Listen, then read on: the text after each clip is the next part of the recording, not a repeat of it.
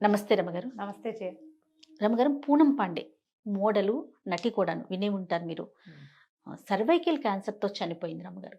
ఎప్పుడు చేయ నిన్న నైట్ బాగోలేదట. నైటే చనిపోయినట్లున్నారు. ఈరోజు వార్త మనకి తెలుస్తా ఉంది. చిన్న వయసేనండి. తాకట్టులో ఉన్న బంగారాన్ని విడిపించి ఆ రోజు ఆన్లైన్ రేటుకే మేము కొంటాం. Sharma gold company. కానీ వయసుతో సంబంధం ఉండట్లేదు కదా రమగారు. క్యాన్సర్ మాత్రం చాలా ఎక్కువగా వింటున్నామండి. అవేర్‌నెస్ ఎంత క్రియేట్ చేసినా కూడా ఇవి లక్షణాలు మనం గుర్తించలేకపోతున్నామంటారా? అంతే. సర్వైకల్ క్యాన్సర్ అసలు టైమే ఇవ్వదట. ఆ! ఆ! కాదు జయ, ఇది వరకు మెన్స్ట్రువల్ ప్యాడ్స్ క్లాతులు వాడతారు, అవేవో అనారోగ్యాలు వచ్చేస్తాయి, జబ్బులు వచ్చేస్తాయి, అది వచ్చేస్తాయి, ఇది వచ్చేస్తాయి, హైజీన్ ఉండదు, భోజీన్ ఉండదు, చెప్పి చెప్పి చెప్పి చెప్పి చెప్పి మనని ప్యాడ్స్లోకి మార్చారు కదా. అవునండి. మొత్తం ప్రపంచం అంతా ఫ్యాట్సే. ప్యాడ్ మ్యాన్ సినిమా తోటి ఇంకా ఎక్కువైంది. అంతేనా? ఆ! కానీ మరి అయినా కూడా ఎందుకు వస్తున్నాయి ఇవి? వాటి వల్లే ప్రధాన కారణం అంటారా మీ ఉద్దేశం? నేనేం అనుకోవట్లేదు, నా ఉద్దేశం కాదు. నువ్వు హైజీన్ వచ్చింది, శుభ్రతలు వచ్చినాయి, అన్నీ వచ్చినాయి, క్యాన్సర్లు కూడా వచ్చినాయి. ఇది బాగా. వరకు సర్వైకల్ క్యాన్సర్లు ఇన్ని ఉన్నాయా? అవునండి. ఏమిటి ఇప్పుడు తేడా? హ్మ్. ఎక్కడొచ్చింది తేడా? ఈ సర్విక్స్ లోకి చేయి పెట్టేది ఎప్పుడు జరుగుతుంది జయ? మామూలుగా డెలివరీలు, అంతే. తర్వాత అబార్షన్స్, అంతే. మిస్కారేజెస్, అప్పుడు క్లీనింగ్ అని, డిఎన్సీలు, తర్వాత ఈ లూప్ లాంటివి ఏమైనా పెట్టడాలు, హ్మ్. హ్మ్. హ్మ్. అంతే కదా. మరి ఇది వరకు లేనిది ఇప్పుడు ఎందుకు వచ్చింది? మనకి ఎట్లా దీని మీద అవేర్నెస్ ఎలా కుదురుతుంది? లోపల ఏమవుతుందో మనకు తెలుస్తుందా?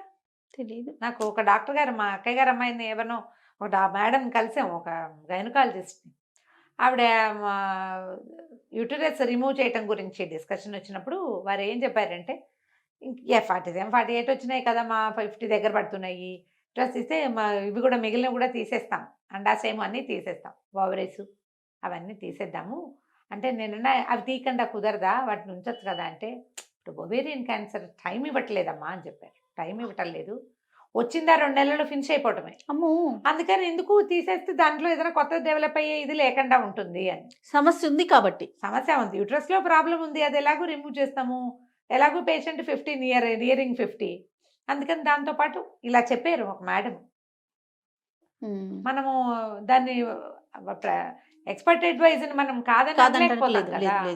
ఇప్పుడు ఈ ఓవేరియన్ క్యాన్సరే కాదు, ఏ క్యాన్సర్ టైం ఇస్తుంది, దీనికి టైం ఉంది, దీనికి లేదంటే వీళ్ళకి ఎప్పుడు ముంచుకొస్తుందో తెలియట్లేదు. ఇలా ఎంత 30-36 ఉన్నాయంటావా? అంతే ఉండుండొచ్చు రమ్మగారు. ఎంత ఉన్నా బిలో 40 అంతే రమ్మగారు, అంతే. అయితే సంతానము అది ఉన్న వ్యవహారము కూడా కాదేమో పాపం. ఆ. మనకి అమ్మాయి గురించి తెలియదు, కానీ ఇవాళ రేపు మన పరిస్థితి ఎట్లా ఉందంటే ముంచుకొచ్చేస్తున్నాయి ప్రమాదాలు. హార్ట్ అటాకులు అవి వేరే కదా.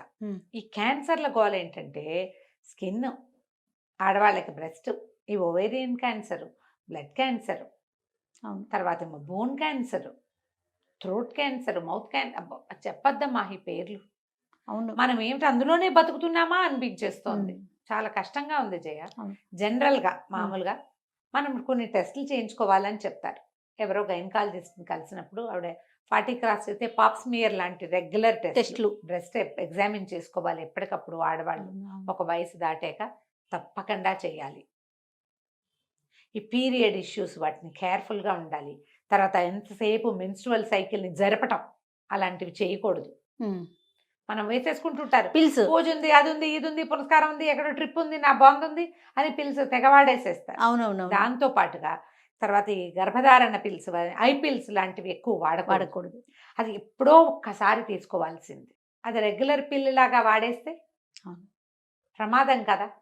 ఇవన్నీ హార్మోన్లతో పనిచేసేవి కదా. దాన్ని మనం అంతా కకావికలం చేసేస్తాం. ఒక ఫ్లోని దాన్ని పోనిస్తే అంత పెద్ద ప్రాబ్లం ఉండకపోవచ్చు.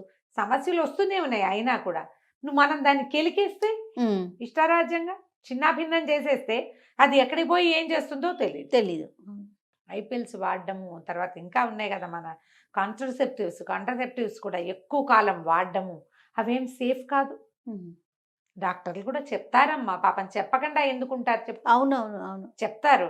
ఒకసారి ఏదైనా ప్రాబ్లం వస్తే అన్ని కంప్లీట్ బ్లడ్ పిక్చర్ చేయించండి, కంప్లీట్ టెస్టులు చేయించుకోండి అని చెప్తారు.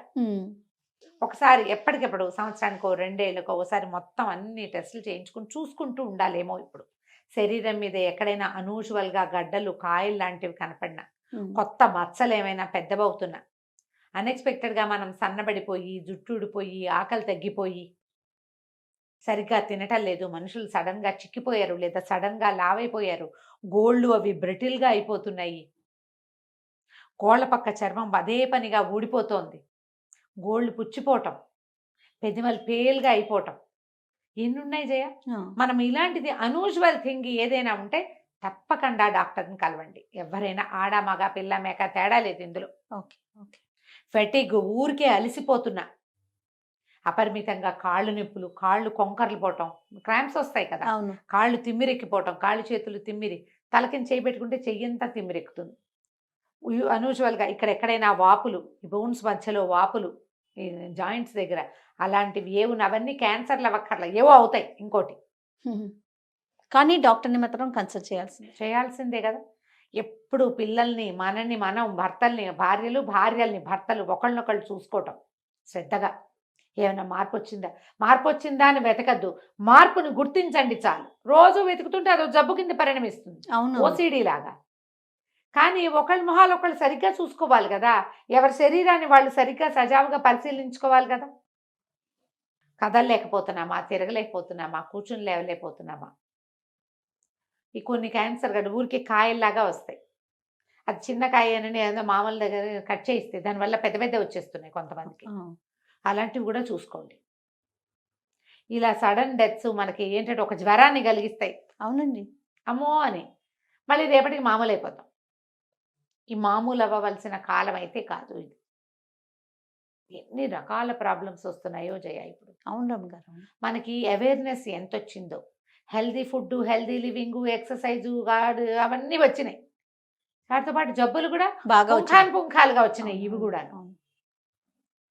హెల్త్ కండిషన్స్ ఎప్పుడు ఎలా మారిపోతున్నాయో తెలియటం లేదు. సడన్ గా వచ్చేవి ఎటాకు వచ్చినాయి. 4-5 రోజులు కొంతకాలం మన లాగదీసి మన ఇంట్లో ఉన్న డబ్బంతా కరగదీసేసి మన ఇంట్లో ఉన్న వాళ్ళందరికీ ఉన్న ఓపిక, సహనము, ప్రేమ వాటన్నిటిని పాడు చేసేసి చివరికి మనకి చావును చూపిస్తున్నాయి ఇవి. ఎవరైనా ఎంతకాలం సేవ చేయగలుగుతారు జయ?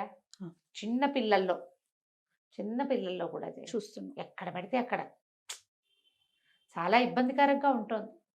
ఇది కొత్తగా పెళ్ళిళ్ళైన పిల్లల్లో కూడా కనపడుతుంది. పిల్లలంటే 40 ఏళ్ళు అయ్యాక అవ్వవు కదా, 30లోనే అవుతాయి. అవునవును. అనారోగ్యాలు.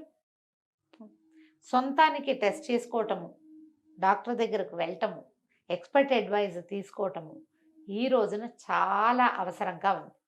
ఆడవాళ్ళు ఎప్పటికప్పుడు బ్రెస్ట్ ఎగ్జామిన్ చేసుకోవటము, ఏవైనా అన్యూజువల్గా బ్లీడింగ్స్లో తేడా కనిపించిన, డిశ్చార్జెస్లో మార్పులు కనిపించిన, ఏదైనా అన్యూజువల్ పెయిన్ లోపల అనిపిస్తున్నా ఒక పొడిచినట్టు నొప్పి, యూరిన్ డిస్కలరేషన్, యూరిన్లో రంగులు మారిపోవటం, వేరే కలర్స్ కనిపిస్తుంటాం, ఎల్లోగా ఉండాలి, లైట్ ఎల్లో ఇచ్చి ఉండాలి, అందులో డిశ్చార్జెస్లో కలర్స్ మార్పు,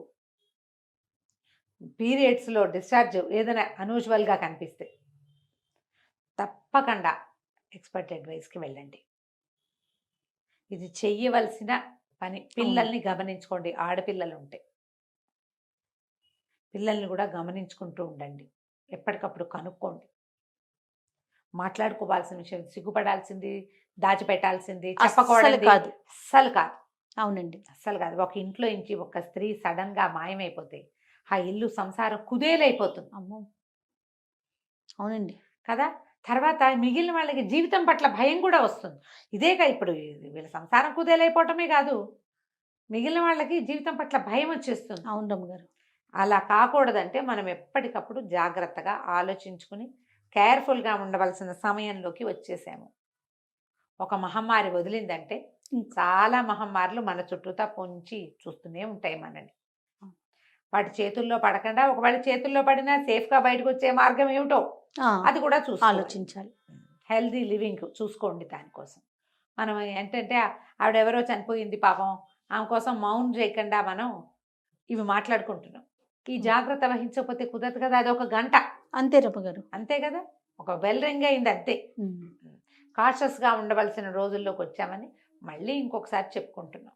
రైట్. నమస్తే. నమస్తే.